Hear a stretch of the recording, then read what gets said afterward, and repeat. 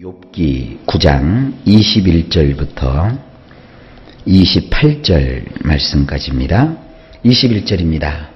나는 온전하다마는 내가 나를 돌아보지 아니하고 내 생명을 천히 여기는구나. 원문은 이렇습니다. 나는 완전하건만 정작 나의 뇌폐시를 나는 모르겠노라. 나는 내가 살아있다는 것을 거절할 뿐이라. 자, 이게 무슨 얘기냐면 욥은요, 아무리 자기가 자기 자신을 돌아보고 또 우리식으로 얘기하면 기도해봐도 죄를 받을 만한 일을 한 적이 없어요. 또 이렇게 비참하고 참담한 일을 겪어야 될 이유를 발견하지 못하겠어요. 그래서 자기 스스로 결론을 내린 거예요. 나는 사실 신앙적으로, 도덕적으로, 양심적으로 꺼릴 것이 없다. 완전하다. 하지만 그렇다 할지라도 정작 나의 뇌폐시를 나는 모르겠노라. 여기서 말하는 이 뇌폐시라고 하는 것은 나의 전 존재라는 거예요. 나도 왜 이런 일을 겪고 있는지 아무리 봐도 나는 이유를 발견할 수 없노라. 그리고 내가 어떻게 될지 나는 모르겠다. 다만 지금 나는 내가 살아있다는 것 자체가 싫을 뿐이다. 내가 지금 이렇게 살아서 뭐하나 하는 생각이 든다. 이것은 굉장한 자기의 자포자기한 상태를 절대적으로 표현하고 있는 거예요. 이렇게 생각해봐도 저렇게 생각해봐도 자기가 살아야 될 이유가 없는 거예요. 도대체 내가 이렇게 살아서 뭐 하겠냐는 거예요. 그동안 자기는 하나님을 바라보고 신앙을 지키고 살아왔고 도덕적으로 윤리적으로 티끌 하나 없이 깨끗하고 온전하게 살려고 노력을 했는데 막상 이렇게 큰 일을 겪어보니까 자기는 이 사는 것 자체가 의미가 없다는 거예요. 여러분 그렇지 않습니까? 인생을 사는데 뭐 재미가 있어야죠. 그렇지 않습니까? 결혼을 했어요. 그래서 남편과 아내가 서로 살아가는데 뭐 둘이 살아가는 이유가 있어야 될 거 아닙니까? 뭐 자식을 위해서 살 수도 있고 돈을 위해서 살 수도 있고 뭐 집을 하나 마련하기 위해서 살 수도 있고 뭐 여러 가지 이유가 있겠지만 사실 그게 아니잖아요. 결혼이라고 하는 것은 서로가 의지하면서 서로의 존재 가치를 느끼면서 살아가는 건데 근데 이게 도대체 뭐냐 이거예요. 또 어떤 내가 직업을 가지고 있어요. 근데 그 직업을 가지고 있는데 거기서 사람이 돈을 버는 것도 버는 거지만 보람을 느껴야 되거든요. 아침 일찍 일어나서 내가 출근을 하고 일터에 가려는 그 설레는 마음으로 오늘도 어떤 일이 주어질까 하고 일터로 달려가고 한달음에 하루를 해가 뉘엿뉘엿 질 때까지 열심히 부지런히 일하고 또 그로 인하여서 자기에게 수익이 있고 또 그 사업을 하면서 직장 생활을 하면서 만나는 여러 사람과의 관계 속에서 내가 세상을 살고 있다. 이런 걸 느끼는 거 아니겠어요? 그런데 이렇게 그냥 도덕도 윤리도 깨끗하게 살고 정직하게 살고 바르게 살고 신앙적으로 틀어짐이 없이 살려고 노력을 하고 그랬는데도 이렇게 무참하게 깨어지니 이 세상을 어떻게 살아가요? 두렵지 않습니까? 겁먹지 않습니까? 그리고 의미가 없지 않습니까? 여러분 우리가 뭘 해도 그 좀 보람이 있어야 되는 거 아니겠어요? 가게를 지나가다가 보니까 아주 맛있게 생겼어요. 그래서 기꺼이 돈을 털어가지고 그걸 사서 딱 손에 넣어가지고 입에 넣는 순간 하고 싶는데 이건 아니구나 하는 생각이 딱 들었어요. 돈도 아깝고 아주 속에서 도대체 이런 맛없는 것을 왜 이렇게 팔았을까 하는 생각이 문득 들고 또 그것을 속은 생각을 하면 참 아쉽고 돈이 아깝고 막 그런 상황. 지금 이 욥은 그런 처지에 있는 거예요. 여러분 욥을 좀 이해하실 수 있겠죠? 우리도 이런 일을 만날 수가 있습니다. 그러나 이런 일은 안 만났으면 좋겠어요. 22절 일이 다 같은 것이라 그러므로 나는 말하기를 하나님이 온전한 자나 악한 자나 멸망시키신다 하나니. 지금 이 욥은요 자포자기한 상태예요. 그래서 지금 이런 얘기를 하고 있는 겁니다. 원문을 보면 좀 더 강해요. 어차피 일은 매 한 가지이다. 그러기에 나는 말하나니 완전한 자나 사악한 자나 그분이 마침내 끝장내 버리시는가 보다. 이거는 푸념이에요, 푸념. 아니, 깨끗하게 사나, 더럽게 사나, 뭐 다 마찬가지인데 뭐. 도덕적으로 사나, 비도덕적으로 사나, 착하게 사나, 나쁘게 사나, 이렇게 어려움을 겪는 거라면 다 똑같은 게 인생인데 뭐 지금 욥은요 자포자기한 거예요. 이런 것은요 우리가 생각은 할 수 있지만 실제로는 안 그래요. 여러분, 착하게 살면 끝이 있어요. 하나님의 말씀에 의지해서 신앙적으로 살아가면 반드시 하나님이 좋은 날을 보게 해주세요. 근데 욥은 지금 너무 지쳐 있으니까, 욥이 지금 신앙이 없다고 생각하시면 안 됩니다. 너무 괴로우니까 이렇게까지 생각을 하는 거예요. 23절. 갑자기 재난이 닥쳐 죽을지라도 무죄한 자의 절망도 그가 비웃으시리라. 원문이 이렇습니다. 만일 천벌이 내려 순식간에 죽게 될 경우 깨끗한 자들은 자포자기할지라도 그분은 조롱하실 뿐이라. 여러분, 우리는 천벌은 누가 받는다고 생각해요? 죄 지은 사람, 나쁜 사람이 천벌 받는다고 생각하는데 세상에 가상을 해보는 거예요. 천벌이 내렸어요. 그래서 모든 사람이 순식간에 죽으면 그래도 착한 사람은 살아남고 하나님께 기도하고 의를 행한 사람은 살아남아야 되는데 깨끗하게 살던 사람도 그 천벌 속에 같이 받아요. 그러니까 세상에 이럴 수가 있느냐 하고 막 따지고 싶은데, 그러나 하나님은 오히려 조롱할 뿐이래요. 이건 뭡니까? 이건 이런 식이에요. 하나님, 내가 이렇게 어려운 일을 겪는데 좀 뭔가 좀 말씀이라도 좀 해주셔야죠. 내가 천벌을 받은 거라면 정말 왜 이런 천벌을 받은 것인지 좀 알게 해주셔야죠. 말씀도 안 하시고 나를 이렇게 궁지에 몰아넣으시니 나는 자포자기할 뿐 아닙니까? 하나님, 내가 그동안 얼마나 깨끗하게 살려고 노력을 했는데요. 정말 너무하신 거 아닙니까? 이런 투예요. 그렇다고 해서 하나님께서 눈 하나 깜짝하지는 않으시겠습니다만, 이 지금 욥은 굉장히 어려운 처지에 있는 거예요. 그래서 우리가 이 말씀을 통해서 사람들의 심리를 좀 이해할 수 있어요. 신앙생활 하다가 주변에 어떤 사람이 참 인생이 고달프고 어렵고 힘들면요, 신앙이 쫙 땅바닥으로 떨어진 것처럼 보일 때가 있어요. 여러분, 그럴 때 여러분 너무 실망하지 마세요.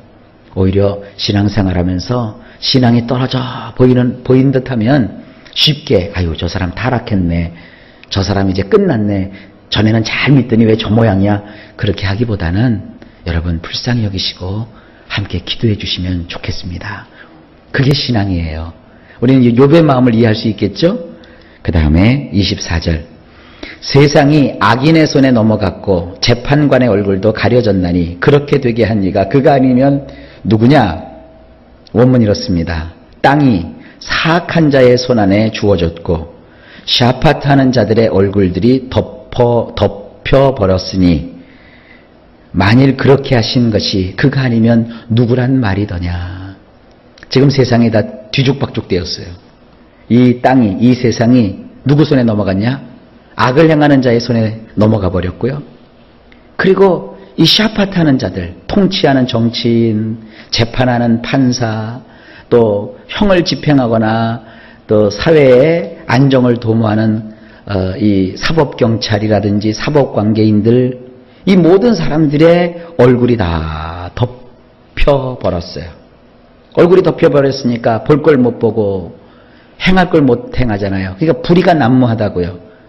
만약에 그렇게 세상이 뒤죽박죽이 되었다 할지라도 사실 그 배후에는 누가 계시는 거냐? 하나님이 계신 거다. 지금 그 얘기를 하는 거예요. 근데 하나님이 안 계시면 모를까 계신데 왜 자기를 그냥 두시냐는 거예요. 온통 자기는 지금 이런 경우가 같다는 거예요. 그래서 이 욥은 계속 하나님 앞에서 절규하고 있는 겁니다. 25절. 나의 날이 경주자보다 빨리 사라져버리니 복을 볼 수 없구나. 원문이 이렇습니다. 나의 날들이 그 빠르기가 달리는 자를 능가하나니 그것들이 재빠르게 달아나서 사람들이 그 좋음을 보지 못하는도다. 자, 이 말씀을 보면 공감하는 바가 커요. 사람이요, 인생을 살 때 아무런 어려움 겪지 않고요, 평탄하고 순탄하게 순풍에 마치 돛단 듯 빨리빨리 인생이 쭉 지나갈 때는 보람이 있고 행복감을 느끼고 이 성공에 대한 환희가 있어요. 그러다가 어느 날 인생이 한번 딱 꺾여요. 무너져요. 고난을 받으면 제일 촉급한 게 뭔지 알아요? 세월이 빨리 지나가는 거예요. 그래서 내가 얼른 죽는다든지 나이가 들어버리면 그래서 나는 이 모든 회복할 수 있는 기회조차 다 잃어버리는 거 아닌가. 그게 괴로워요. 여러분, 내가 멈췄다고 다른 사람도 멈춰 있던가요? 아니요. 나는 멈춰 있지만 다른 사람은 달려간다고요. 그래서 고난을 한번 겪고 나면 전에는 나보다도 훨씬 못했던 사람인데 지금은 나보다 훨씬 앞서가 있고요. 내가 이 인생을 고통 속에 살다 보니까 다른 사람들은 다 한 자리씩 차지하고 성공했는데 나는 더 처지고 가진 것도 다 잃어버리고 또 쥐었던 것도 다 놓아버렸고 있었던 자리도 다 놓쳐버렸어요. 그럴 때 찾아오는 게 뭐예요? 절망이에요. 그래서 내 인생이 이대로라면 그냥 순식간에 지나가 버리겠다. 그래서 결국 나는 낙도 보지 못하고 좋은 날 오는 것도 보지 못하지 않을까. 이게 뭐예요? 불안감이라고 하는 거예요. 이 불안감을 조금 전문적인 용어로 공포라고 해요. 근데 겁먹지 마세요. 먼저 된 자가 나중되고 나중된 자가 먼저 되는 거예요.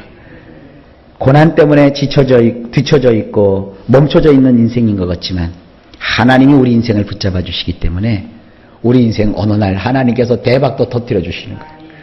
저는 이 잠언 맨 마지막 장 마지막 절에 있는 말씀이 참 좋아요.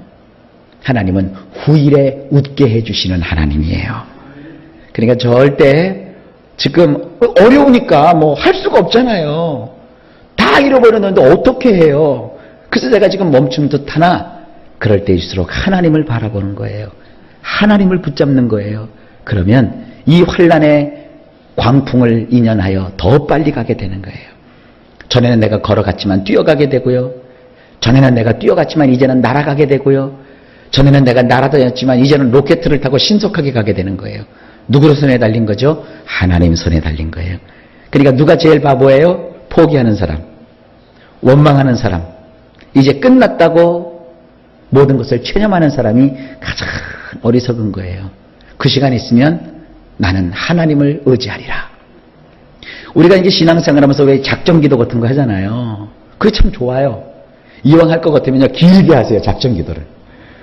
그래가지고요 하루도 빼놓지 말고 이루어질 때까지 한번 잡고 늘어져 보자고요.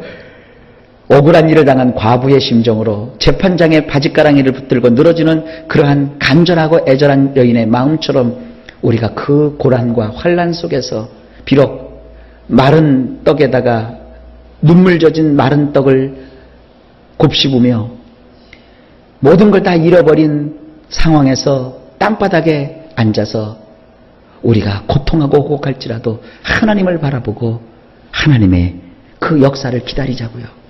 그러면 반드시 내가 너를 축복하리라. 반드시 내가 너를 들었으리라 하는 하나님의 역사가 이루어지는 거예요. 이게 신앙이에요. 믿으세요?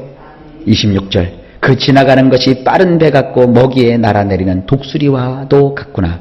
예, 그 절망 속에서 조금 아까 제가 얘기했던 것을 연장해서 말하죠. 원문이 이렇습니다. 그것들이 지나가는 것이 갈대 배들과 같고 먹이 위로 돌진하는 독수리 같도다. 욥 당시에는 가장 빠른 배가 갈대배예요.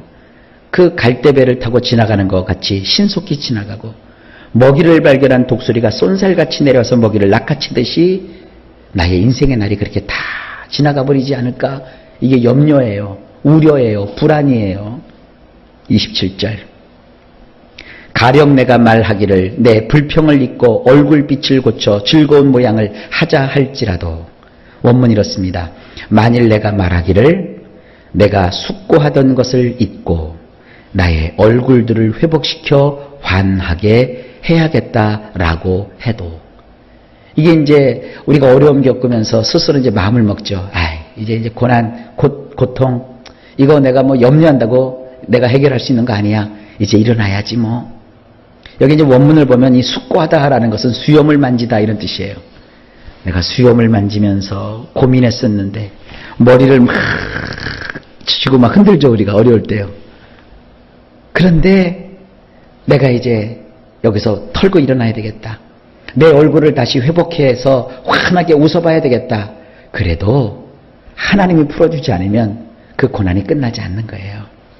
인간이 아무리 마음을 좋게 먹어도 환경이 안 풀리는데 어떻게 되겠어요? 지금 그 얘기를 하고 있는 거예요. 자, 마지막으로 28절 보십니다. 내 모든 고통을 두려워하오니 주께서 나를 죄 없다고 여기지 않으실 줄을 아나이다. 원문이 이렇습니다.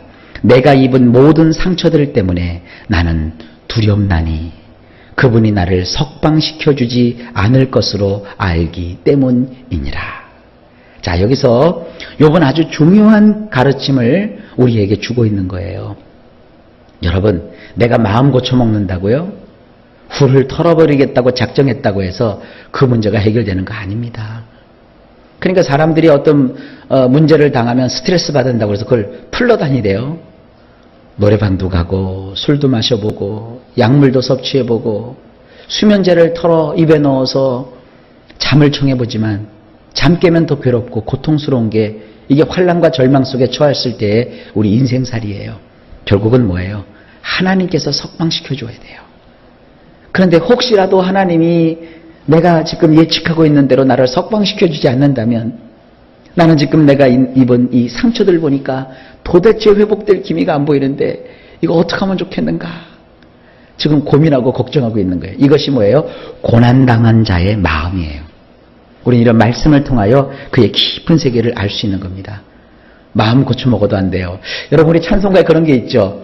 울어도 못하네, 눈물 많이 흘려도, 그 다음에 힘써도 못하네. 그것도 안 돼요. 애써도 안 되고 울어도 안 되고 힘써도 안 돼요. 근데 한 가지 있어요. 믿으면 하겠네. 믿으면 되는 거예요. 하나님이 우리와 함께 하시는 걸 믿으세요. 그리고 어려움에 처했을 때 절대 자포자기하지 마세요. 인생은 나에게 달린 게 아니라 하나님의 능하신 손에 있습니다. 자, 오늘 여기까지. 욥을 통하여서 우리에게 여러 가지를 깨닫게 하시는 하나님의 큰 놀라운 축복이 예수 그리스도 안에서 저나 여러분 모두에게 넘치기를 예수님의 이름으로 간절히 축복합니다.